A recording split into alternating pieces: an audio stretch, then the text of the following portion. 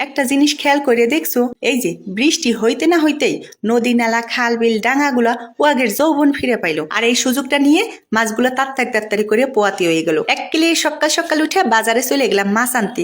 তা যাই দেখলাম কি একখানা মাছও ডিম ছাড়া পেলাম না গো। এই যে আমার অনেক বুনুরা আসো কলাম, মাছের ডিম কেরম করে খাতি ভালো লাগবে ও চিন্তা করতে করতে তোমাদের দিন পার হয়ে যায়। তা তোমাদের এই কলম করছি, একের মধ্যে দুই কর পারো কিন্তু ইয়া এক ডিলে দুই পাখি উড়াইয়া দেওয়ার ব্যবস্থা।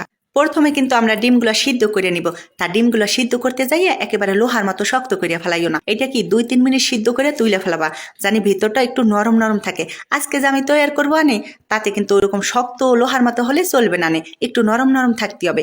আর সিদ্ধ করে তাড়াতাড়ি করে এরকমের ভাঙে চুইরে ফেলাবা। বেশি যদি ঠান্ডা করে ফেলাও তাহলে কিন্তু এরকমের সুন্দর করে ভাঙবে না। তাড়াতাড়ি জাতি হয় ওর জন্য কলাম আমি কাঁটা চামিচ দিছি। তোমরা চাইলে কাঁটা চামিচ দিয়ে তাড়াতাড়ি ভাঙে ফেলাবার পারো। তাড়াতাড়ি কাজ কাম হয়ে গেলেই তো যাই তাড়াতাড়ি সিরিয়াল দেখার পারবো, তাই নি? এই যে দেখো বড় সড়ো একখানা আলু নিয়ে নিলাম। অনেকে বলে কি আলু খালে নাকি মোটা হয়ে যায়। যা দাম আলুর তা খালি এবার মোটা আর পাতলা। আগে খাইয়ে জীবন বাঁচাইয়ে নেই, তারপর ও চিন্তা করবা নেই। যারা উচ্চ লেভেলের ঝাল খাতি পছন্দ করো তারা হলে যে হাড়ি ভইরা মরিচ দিবা। আমি এখানে কাঁচা মরিচ কুচি দিব আর দিব পেঁয়াজ কুচি। আর এই যে রসুন বাটা কিন্তু দিয়াই লাগবে নে, আদা বাটা দিতে হবে নে। আর লবণ পরিমাণ বুঝে দিও, ও যদি কম বেশি করে দাও তাহলে কিন্তু স্বাদ হবে না। এই জায়গায় সামান্য জিরার গুঁড়া দিয়ে দিব, সামান্য ধনিয়ার গুঁড়া দিয়ে দিব। এইবার তোমার নরম সুন্দর হাতখানা দিয়ে একটু ভালো করে চটকাই না, তো জোরে জোরে মাখাতে যাবে না, তাহলে কিন্তু সব মশলাপাতি একসাথে সুন্দর করে মিশবে না। আর এই যে সয়াবিন তেল কিন্তু দিতে হবে। আর কেন দিতে হবে তা পরে কবা আনে। সয়াবিন তেল দিয়ে আবারও ভালো করে মাখাবা। কি হয়েছে মাখানি? এইবার আসো, একটা শেপ দিতে হবে না? এই যে আমি গোল গোল করে নিব। ইয়া কিন্তু গোল থাকবে না, ইয়ার আকৃতি অন্যরকম হয়ে যাবে না। আমার গোল গোল বানানি কিন্তু শেষ। এবার তোমাদের একখানা ম্যাজিক দেখাই। এই যে দেখো গোল বানানি শেষে আমি সবগুলো নাগেটসের মতো বানাই ফেলাইছি। ওয়া যদি তুমি নাগেটসের মতো বানাতে যাও তাহলে তোমাকে প্রথমবার গোল গোল শেপই দিতে হবে, নালে পরে নাগেটসের মতো কিন্তু হবে না।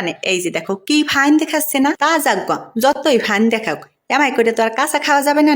ফাইন করে খাতে গেলে একটু কোটিং করা লাগবে। ওর জন্যই তো একখানা ডিম নিলাম, সামান্য লবণ দিয়ে ফাটাইয়া ওর ভিতরে চুবাবো। আর ওই যে আমি আলু আর তেল দিলাম কে জানো? এই যে এখন কিন্তু ওয়া ভাঙবে না। আর আলু আর তেল যদি তুমি ব্যবহার না করো তাহলে ডিমের ভিতরে চুবাতে গেলে ও একেবারে ভাইঙা চুইরা মিসমার হয়ে যাবে। এরপর কলম দৌড়াইয়ে চুলাই আসবো ভাজতি। ভাজার সময় অবশ্যই একটা জিনিস খেয়াল রাখতে হবে, তেল জানি তোমার যথেষ্ট পরিমাণ গরম থাকে। তেল যদি তোমার হালকা গরম থাকে তাহলে কলম ভাইঙা যেতে পারে। আমি কিন্তু বইলে দিলাম, অবশ্যই তোমরা এই জিনিসটা খেয়াল রাখো। তোমরা চাইলে কলম এরকম করে ডিমের নাগেটস বানাইয়াও খাতে পারো। ইয়ার নাম কিন্তু ডিমের নাগেটসও দিতে পারো। তা যাই হোক, তোমাদের আর কি কব, ভাজতে ভাজতে অর্ধেকেই খাইয়ে ফেলাইছে। ঘরের ওই যে বুইড়া শিশু আর ছোট শিশু আছে না, উয়ারা। এর ভিতরে পেঁয়াজ দিব, হলুদের গুঁড়া, মরিচের গুঁড়া, জিরার গুঁড়া, ধনিয়ার গুঁড়া, যা যত মশলাপাতি আছে সব তুমি এর ভিতরে দিয়ে দিবা। এই যা সবই তো দিলাম। আদা বাটা রসুন বাটা তো দিলাম না? এই যে আদা আর রসুন বাটা দিয়ে আবার একটু ভালো করে কষাই নিবা। কষানি হয়ে গেলে ওর ভিতরে আরেকটু পানি দিয়ে কষাবা।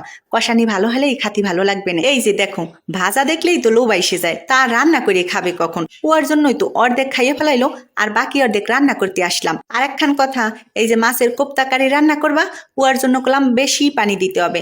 পানি দিয়ে আমি ঠায় 10 মিনিট রান্না করছি। ঘ্রাণের জন্য কাঁচামরিচ দিয়ে দিলাম। আর মাছের ডিম থাকতে থাকতে আরাম করে ডিমের নাগেটস আর ডিমের কোপ্তা কারি রান্না করে সবাইরে খাওয়াবা। আর খাতে কেমন হয়েছিল তা কিন্তু অবশ্যই আমারে জানাবা। আজকের মতো বিদায় নিলাম, ধন্যবাদ।